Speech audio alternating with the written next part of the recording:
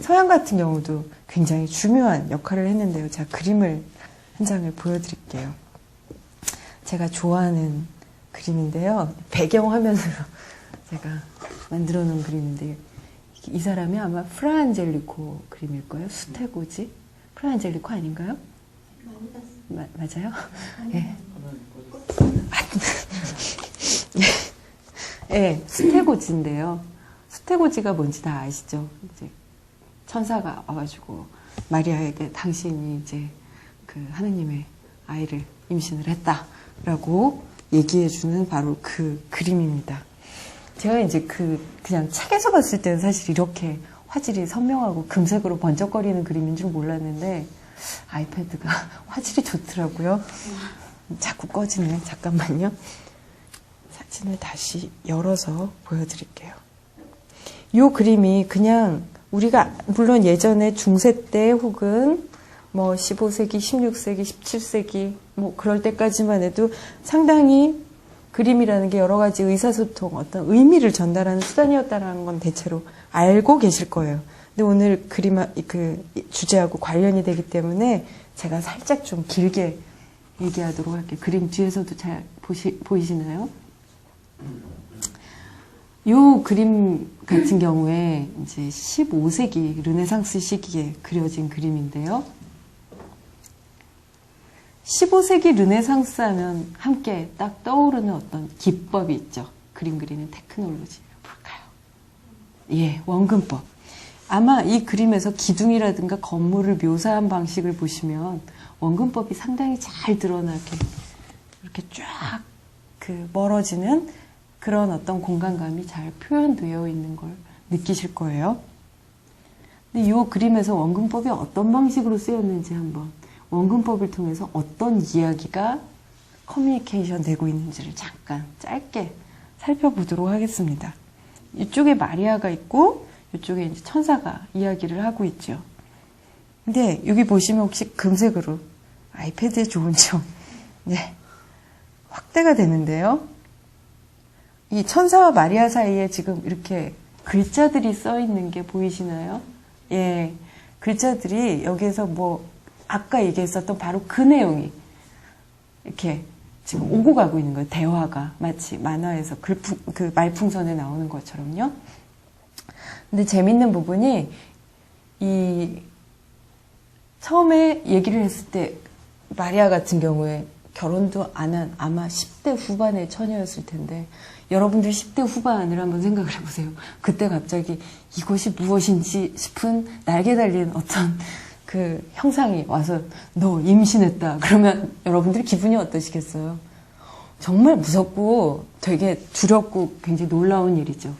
그래서 수태고지 그림들 중에 보면 이 그림은 마리아가 굉장히 평온한 얼굴이지만 대체로 화들짝 놀라는 그림들이 굉장히 많아요.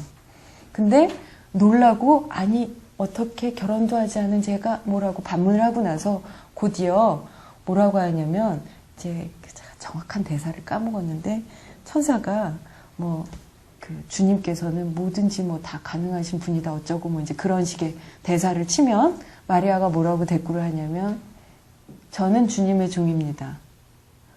말씀이 제게 이루어지리이다. 뭐 이제 그런 식으로 대답하는 부분. 바로 거기가 포인트라고 그래요. 그래서 말씀이 제게 이루어지소서. 그게 이제 fiat mihi secundum이라고 이제 라틴어로 표현이 된다고 그러는데 fiat mihi가 바로 제게 이루어지소서라고 하는 부분이래요. 저도 라틴어를 잘 몰라요. 그렇게 읽었는데요.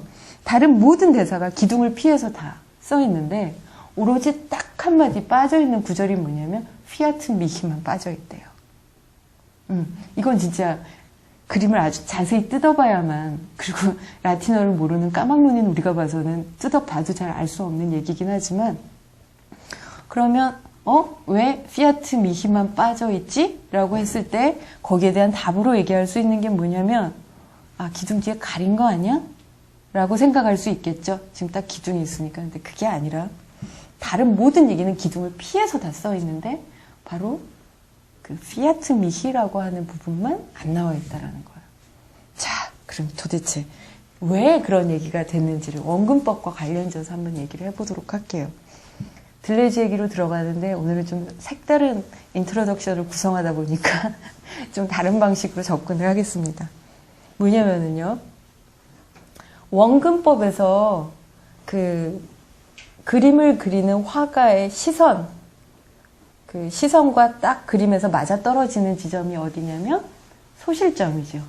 내 눈높이에 따라서 아마 카메라 들고 이렇게 카메라를 높이 들면 소실점이 화면에서도 이렇게 올라가고요. 카메라 갖고 한번 이렇게 들어서 보셔도 돼요. 내리면 이 소실점 자체가 아래로 모아지죠.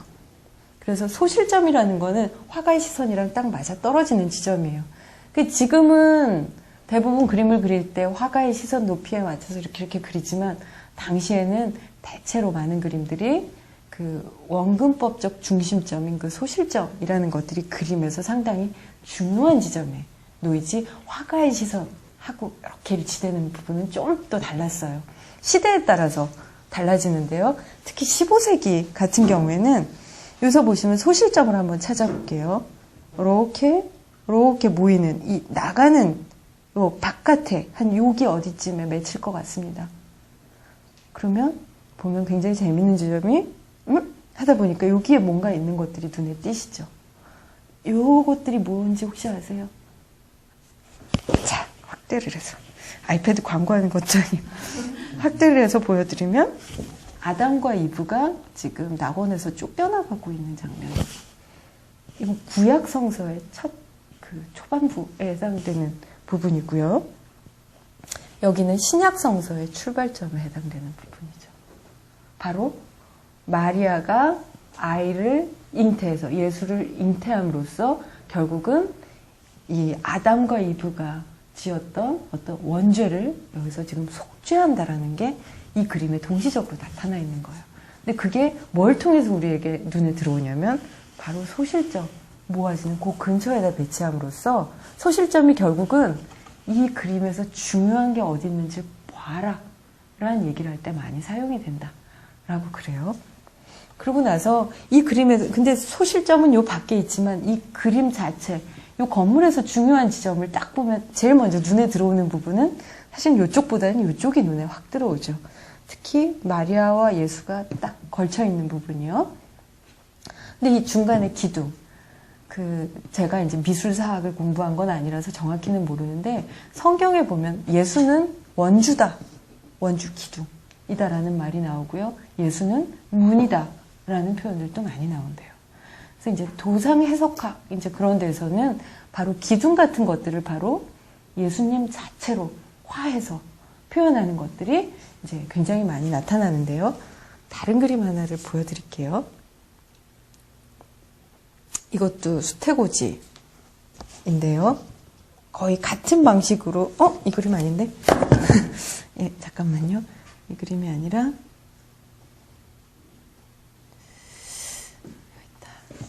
예, 이게 누구였더라? 이름을 까먹었는데요.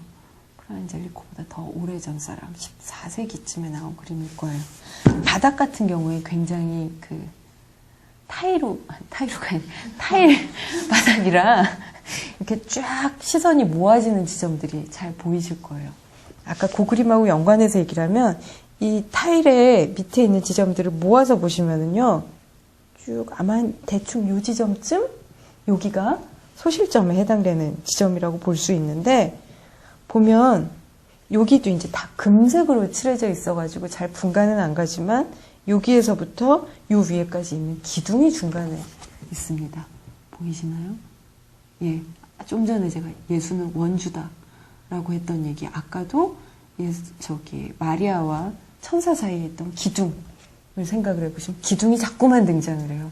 수태고지 그림들이 굉장히 많이 등장하는 요 소재 중에 하나인데 뭐냐면요. 여기에서도 바로 그 피아트 미히 세쿤둠이라고 하는 핵심적인 부분, 말씀이 제게 이루어지소서, 이게 바로 성육화의 순간이라고 이야기를 해요. 성스러운 것이, 신적인 것이 육체로 화하는 바로 그 순간이에요. 그건 바로 어떤 신적인 능력이 드러나는 순간이고 아주 신비의 순간이죠. 그게 어디하고 지금 딱 맞물려 있냐면요. 이 그림 같은 경우 아주 대표적인데 바로 소실점에 해당되는 부분을 딱 기둥이 가려버리면서 그 말씀이, 여기에서도 글씨가 사실은 있거든요. 말씀이 제게 이루어지소서라고 하는 그 소실점의 부분을 기둥이 가리면서 대신 기둥으로 화해서 보여주고 있다라고 얘기를 합니다. 뭐냐면요. 소실점이라고 하는 거 아마 여러분들 많이 들어보셨을 텐데, 그 소실점이라고 하는 거는 그 이전에 중세시대 그림에서는 나타나지 않던 거예요. 왜? 소실점은 여러분들이 알다시피 두 개의 평행하는 직선이 무한히 뒤로 진행됐을 때 걔네들이 사실은 만나지 않지만 마치 만나는 것처럼 보이는 어떤 고점을 소실점이라고 얘기를 하잖아요. 그러니까 그거는 무한히 뒤로 가고 있다라는 이야기거든요. 즉 소실점을 표현한다라는 거는 이 공간이 유한한 공간이 아니라 무한한 공간이라는 걸 얘기를 해요. 그러면 무한함이라고 하는 속성은 원래 신에게만 부여되던 속성이었지 신이 창조해낸 유한한 세계에는 부여되지 않는 속성이었던 거예요. 그러니까 원근법적인 이 공간 구성을 통해서 이 무한을 표현하는 방법을 알고는 있었지만 감히 이 신적인 세계관이 지배적인 시대에 무한을 이 그림 안에다가 집어넣는 건 어떻게 보면 불경스러운 짓이었다라는 거죠. 그리고 그 무한 지점, 그 소실점, 고기를 기둥으로 가림으로써 그 신적인 부분, 무한이 뒤로 물러가는 고점, 결국은 무한이라고 하는 신적인 어떤 속성을 지닌 바로 그 지점을 기둥, 성육화의 순간으로 딱 바꿔버리는 그런 이야기들이 이 그림에도, 그다음에 아까 그 그림에도 비슷하게 꺼졌네요. 비슷하게 등장을 합니다. 굉장히 재밌죠. 이 그림을 이제 조금만 더 설명을 하면 이 공간 자체의 그 중심점이 이렇게 이 공간을 따지고 보면요. 이 속에 빨간 커튼이 있는데 혹시 보이시나요? 방 속에? 예. 바로 요 지점, 요쪽이 요 공간 자체의 어떤 중심점, 이 X자, 대각선 구도를 통해서 봤을 때는 요 어디가가 그 중심점이라고 그래요. 근데 요 중심점 또한 말하자면 제2의 소실점의 역할을 하기 때문에 그 지점을 딱 떨어지게 무한한 소실점이 주어지는 방식으로 표현할 수가 없었대요. 그래서 가만히 나중에 한번 집에 가서 그림을 찾아서 보시면은요. 이 빨간 커튼이 방에 이렇게 늘어뜨려진 커튼인데 이게 바닥까지 좀 더 내려오거나요. 아니면 여기에 이런 식으로 걸려있는 게 굉장히 이상한 방식으로 뭔가 둥 떠 있어요. 그거를 그렇게 그릴 수밖에 없었던 게 그 무한한 어떤 그 중심점. 특히 요 수태고지에 나타나는 요 방들은 거의 성모 마리아의 자궁을 은유적으로 지금 도상학적으로 표현을 하고 있는데 빨간색은 그러니까 피죠. 성육화의 신비의 핵심인 피인데 그거를 그 비례에 딱 맞아떨어지게 기하학적 비례에 맞아떨어지게 그릴 수가 없었던 거예요. 그건 굉장히 신비스러운 무한의 영역이기 때문에 일부러 그 기하학적 비례에서 어긋나게 특히 프란젤리코 같은 경우는 굉장히 엄밀하게 이 원근법적인 그 테크놀로지를 구사했던 사람인데 이거를 몰라서 이렇게 실수해서 틀렸다가 아니라는 거죠. 그렇게 굉장히 엄밀한 계산들이 들어갔다고 그래요. 그래서 이런 그림들을 보시면 우리가 느껴지는 부분이 뭐냐면 와, 그림 하나하나가 그냥 이쁘게 보이려고 혹은 조화롭게 보이려고만을 표현하는 게 전혀 아니구나. 각각 하나하나가 다 의미를 가지고 있죠. 그래서 기둥, 여기에서 이것까지도 따져요. 기둥을 지금 하나, 이쪽에 보면 뒤로 3개 있고 앞에도 사실 하나 이쪽에 더 있어야 하는 형국인데 요거 하나를 생략해 둔 거, 뭐 그거 가지고도 의미를 따지기도 하고요. 굉장히 많은 이야기들을 하는데 그러면서 요 안에 여기에서 시선을 움직이면서 아담과 이브의 구약성서에서 아담과 이브의 그 낙원에서 쫓겨나는 상황과 예수의 잉태라고 하는 신약과 구약을 잇는 어떤 이 사건들이 여기서 지금 성서를 해석하고 있는 그림이죠, 말하자면. 그냥 단순한 사건의 디스크립션이 아니에요. 여기는 해석이 이미 들어가 있어요. 그래서 이 당시에 15세기 르네상스의 그림의 핵심은 뭐냐면요. 이 그림 하나가 영원한 어떤 질서. 이건 시간에 따라서 이리 됐다가 저리 됐다가 하는 그런 어떤 이야기를 그냥 담고 있는 게 아니라 정말 영원한 어떤 질서를 가지고 있는 그런 방식으로 그림이 구성되어 있다라고 이야기를 해요. 그래서 무시간적이고 영원한 질서를 표현하는. 그래서 여기서의 소실점은 단순히 화가의 눈높이에 따라 오락가락 변할 수 있는 그런 게 아니에요. 아까도 보셨다시피 거기에서 무한의 신비를 예수의 성육화로 대체하고 하는 막 온갖 복잡한 작업들이 일어나고 있는 어떤 그런 공간을 표현하죠. 그게 이제 제가 이 이야기를 왜 하냐면 이때만 해도 그래서 요 르네상스 시기의 원근법에서의 이 속에 나타난 소실점과 연관되는 어떤 주체 이야기를 많이 하는데요. 책들을 읽어보시면 정리가 아주 잘 돼 있는 책이 있습니다. 시각과 현대성이라고 하는 우리나라 전 직접적으로 모르는 분인데요. 주은우 선생님이라는 분이 쓰신 책이 있는데 거기에 보면 원근법과 근대적인 주체의 관계에 대한 이야기가 많이 나와요. 잘 정리가 돼 있으니까 한번 참고를 해보셔도 좋으실 것 같아요. 거기에서 나와 있는 얘기에 따르면 15세기엔 그래서 이 주체가 그림 바깥에 있는 주체가 사실은 이 그림에 대해서 굉장히 주체가 자기 바깥에 있는 객체로서의 이 공간을 지배하는. 그래서 이 전체가 요 경험적인 어떤 화가로서의 주체를 얘기하는 게 아니고요. 이 영원한 어떤 세계, 영원한 무시간적인 어떤 질서 잡혀 있는 요 우주의 중심점으로서의 어떤 주체 같은 것들을 이제 상정하면서 얘기를 한다면 요게 재밌는 지점이 시간이 지나가면서 변화를 한다는 거죠. 대표적으로 여러분들이 많이 아실 만한 그림을 하나 보여드리겠습니다. 특히 17세기, 요 그림 같은 경우는 이제 15세기인데요. 17세기에 나타나는 그림들을 한번 보시면은요. 벨라스케스의 시녀들. 많이 보신 그림이죠? 이 그림에서 이제 거울과 이 주체와 시선 이야기 아마 많이 들어보셨을 텐데, 그래서 요 바깥에 있는 요 자리 같은 경우에 화가의 시선과 관람객의 시선과 그 다음에 왕과 왕비의 시선, 그것들이 이제 겹치게 되고, 그 겹치는데 사실은 화가는 이쪽 자리로 빠져나오고요. 관람객의 시선은 요 뒤에 궁정 대신 빠져나가고 있는 이 사람으로 대체가 되면서 결국은 여기에 있는 시선의 주인이 누구냐라는 얘기를 하면서 결국은 왕과 왕이 펠리페 4세의 어떤 시선이다. 이제 그런 이야기. 푸코의 말과 사물 1장에 나오는 이야기죠.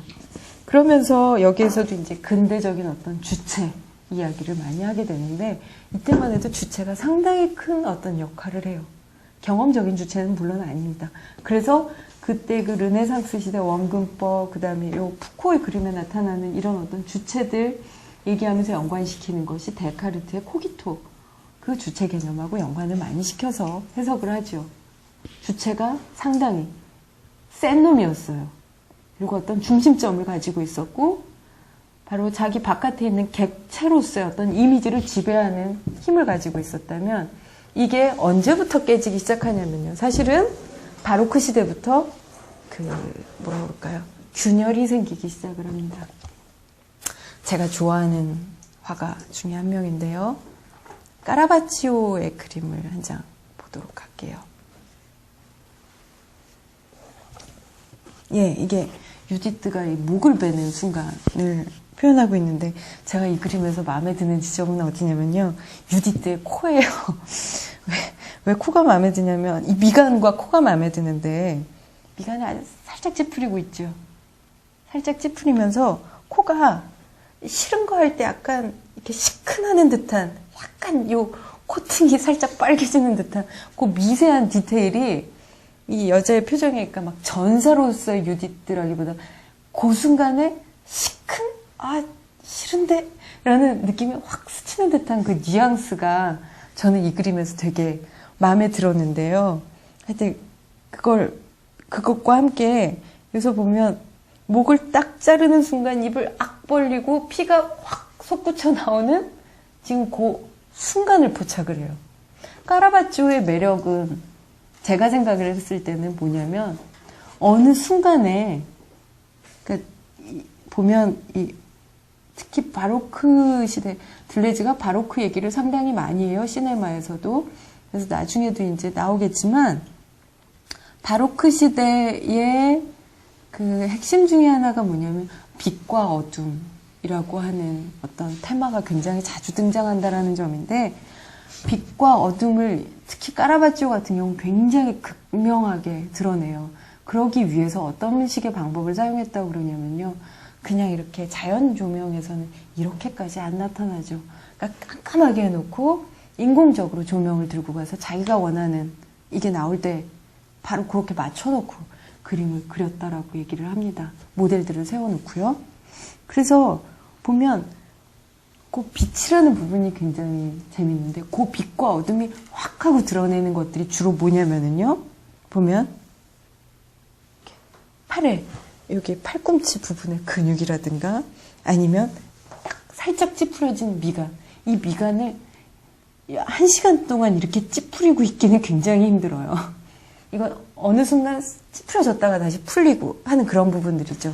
이 그림 말고 또 어떤 그림이 있냐면, 제목이 정확하게 생각은 안 나지만 이게 아마 십자가에서 내려지는 그 누구였죠? 거꾸로 매달렸던 사람이 사도 베드로인가? 뭐 하여튼 뭐 그런 건데요. 제가 이 그림에서 좋아하는 지점은 뭐냐면요. 요 밑에 있는 사람의 발 뒤꿈치를 좋아하는데요. 보세요. 보시면 발바닥 부분은 약간 거뭇거뭇 때가 묻은 게 얼핏 보이는 것도 같고, 발꿈치와 이 다리의 근육들, 장근육들이 살아나는데, 이 근육들은 아까도 얘기했다시피 미간을 1시간 동안 이렇게 찌푸리고 있는 건 불가능하죠. 이 근육이 나오기 1시간 동안 이러고 있는 것도 불가능해요. 뭐냐면 이거는 그 자체가 순간이라는 거예요. 지금 빛이 극명하게 표현해주고 있는 것 중에 하나가, 여러 가지, 빛 가지고 여러 가지 얘기를 할 수 있겠지만 아주 부각시켜서 설명해주고 있는 것 중에 하나가 바로 지금 요 순간이에요. 자, 그러면 제가 이 얘기를 왜 했는지 혹시 짐작이 가시나요? 아까 15세기 르네상스 같은 경우에는 원근법적인 소실점이 무시간적이고 영원한 어떤 질서를 표현한다라고 얘기를 했는데, 그런데 지금 까라바치오, 그러니까 17세기 바로크를 아주 변화시킨, 까라바치오가 없었으면 바로크가 어떻게 됐을지 모르겠다라는 평가가 있을 정도로 바로크에 굉장히 중요한 공헌을 했던 까라바치오 그림을 봤을 때 우리에게 드러나는 지점은 뭐냐면 순간이라는 거예요. 이건 영원이 아니죠. 굉장히 어떻게 보면 헛되고도 헛된 게 순간이죠. 정말 찰나 순간이라고 얘기하는 거. 그건 결국 뭐냐면 무시간적이고 영원한 어떤 질서에서 이제는 시간성이 느껴지게 된다는 거예요. 감이 오시나요? 바로 지금 15세기부터 얘기를 제가 끌어가지고 왔는데, 15세기 르네상스 원근법에서 바로크 시대의 회화를 거쳐 그 뒤에 19세기에 등장하는 사진 같은 경우는 특히나 스냅 사진 찰칵, 이거 뭔가요? 그 순간의 그 표정이에요. 그러니까 가끔씩 DVD 보다가도 잠깐 정지해놔야지 딱 하면 완전히 정말 멋있고 예쁜 배우들의 굴욕 순간들 캡처, 그 뭔지 아시죠? 그러니까 그 바로크 사진 영화로 가게 되면서 점점 더 강력하게 드러나는 게 뭐냐면요, 시간성이 점점 더 강력하게 드러난다라는 거예요. 회화에서는 물론 직접적으로 운동이 여기에서 재현되지가 않아요. 여기서 느낄 수 있는 건 뭐냐면 운동성을 느낄 수는 있죠. 운동감, 감각, 어떤 그런 부분을 간접적으로 재현해주는, 아까 그 수태고지 그림에 비해서 훨씬 운동감이 느껴지시는 건 아마 다들 동의를 하실 거예요. 그리고 이게 19세기 인상주의, 제가 요즘 그림은 아직 다운을 안 받아놨는데, 예를 들면 드가의 그림들 한번 생각을 해보시면은 그 발레하는 그 소녀들이 이렇게 뭐 신발 끈 묶고 입고 하는 그런 그림들을 보면 정말 스냅 사진처럼 어느 순간 탁 포착을 해내잖아요. 점점점 시간성이 유입되기 시작한다라고 얘기를 합니다. 시간성이 유입되고, 그러면서 끊임없이 그 영화평론가 앙드레 바쟁의 말을 빌어서 얘기를 하자면요, 인간에게는 그 외부 실제를 가능한 한 똑같이 묘사하고자 하는 어떤 그런 욕구, 그 끊임없이 변해가고 흘러가 버리는 어떤 실제를 보존하고 싶어하는 어떤 미이라 같은 것들을 만들고 싶어하는 어떤 심리적인 욕구가 있다라고 이야기를 해요. 그래서 가능한 한 똑같이 그리다 보니까 18세기 같은 경우는 굉장히 유행했던 그림이 트롬플로이유라고 해서 눈속임 회화. 뭐 그런 얘기 많잖아요. 뭐 무슨 나비인지 새가 진짜 꽃인 줄 알고 날아와서 그림에 부딪혀서 뭐 죽었대더라. 그래서 이제 네 그림을 열어봐라 그랬더니 커튼이 바로 내 그림이요. 뭐 그래가지고 네가 이겼다. 뭐 그런 얘기들 아마 들어보셨을 거예요. 그런 것들이 결국은 바쟁 표현대로 하면 어떤 미이라처럼 보존하고자 하는 욕구에서 비롯된 게 아닌가라고도 얘기할 수 있을 텐데, 그런데 회화는 결정적으로 한계가 있었던 거죠. 운동성의 느낌을 이렇게 표현을 할 수는 있으나 직접 운동을 재현할 수는 없어요. 그래서 회화에서 운동을 재현하고자 했을 때 나타났던 것 중에 하나가 바로 20세기의 뭐 동시주의, 확파, 뭐 그런 데서들 보면 그 미래파 같은 데서도 이제 운동감 얘기를 많이 하는데 그 쥐샹의 그림 중에 계단을 걸어 내려가는 나부라는 그림 혹시 아시나요? 계단이 이렇게 있고요. 여잔지 뭔지 알 수 없는 파괴된 형상이 있고 막 다리가 한 수십 개쯤 이렇게 달려있는, 혹은 누구더라? 미래파 화가 중에 벨라였나? 그 사람 그림 중에 보면 이렇게 뛰어가는 개 그림이 있는데 다리가 우리 만화에서 보는 것처럼 이렇게 이렇게 있어요. 그런 그림들을 보면 결국은 운동을 표현하고 싶지만 운동을 직접적으로 드러내질 못해서 간접적인 방식으로 운동을 느끼게 해주는 간접적인 재현에만 머물렀다라고 얘기할 수 있을 것 같아요. 어쨌건 운동을 이제 드러내고자 하는 굉장히 강한 욕망이 계속 느껴져 왔었고, 그리고 그것과 함께 운동을 느끼게 해줄 때 우리에게 아주 강력하게 느껴지는 것 중에 하나가 바로 그 시간이라는 거죠. 그래서 나중 시간에 그 쉬는 시간 이후에 얘기하고자 하는 부분의 핵심은 뭐냐면 운동 이미지, 시간 이미지 나오는데 운동하고 시간이 사실 그렇게 다른 얘기가 아니에요. 어떻게 보면 그거는 운동은 시간의 부분인 거고 시간을 드러내주는 방식인 거고요. 그래서 운동은 뭐 물리학자들이 다루는 대상이고 시간은 형이상학자들이 다루는 대상이 아닙니다. 걔네들이 아주 긴밀하게 연관된 것일 수밖에 없다라는 게 사실은 이런 그림을 통해서도 우리가 느낄 수 있게 되는 거죠. 그것과 함께 또 하나 간단하게만 정리를 하면 15세기, 17세기, 18세기, 19세기, 그다음 사진, 영화로 들어오면서 점점 약화가 되는 것. 아까 점점 강화가 되는 게 뭐라고 그랬냐면 운동, 그다음에 순간, 시간에 대한 어떤 감각, 이런 것들이 점차 증가를 하는 방식으로 얘기를 했다면요. 뭐가 약해지느냐라고 얘기를 한다면 전체를 장악하던 완벽한 어떤 중심, 이 소우주의 중심으로서의 어떤 주체가 점차 약화돼요. 나중에 주체는 뭐가 되냐면요. 사진의 경우 어느 순간 특정한 자리에서 내가 찰칵만 할 뿐인 주체로 바뀌게 돼요. 주체의 장악력이라고 하는 부분이 굉장히 약화가 되죠. 그래서 한마디로 얘기를 하자면 회화에서 사진, 영화로 이행하게 되면서 주체는 점점 매체의 특성으로만 보자면 주체는 점점 탈중심화, 해체되는 경향성을 가진다라고 얘기를 하고요. 그와 함께 더불어 강화되어서 들어오는 건 뭐냐면 운동성, 시간성이라는 부분은 점차 강력하게 들어옵니다. 영화에 오게 되면 운동과 시간이 그냥 뭐 깊은 생각 안 해도 직관적으로 눈에 보이잖아요. 앞에서 움직이고 있고 시간이 진행하고 있고 시간이 왔다 갔다 하고 있고. 자, 이제 그런 맥락에서 왜 도대체 우리가 영화를 사유의 대상으로 삼아야 하는가라는 얘기를 이제 약간의 실마리를 아마 짐작을 하실 텐데 필름 갈고요. 그러고 나서 이제 본격적으로 다시 이야기를 더 진행하도록 하겠습니다. 네.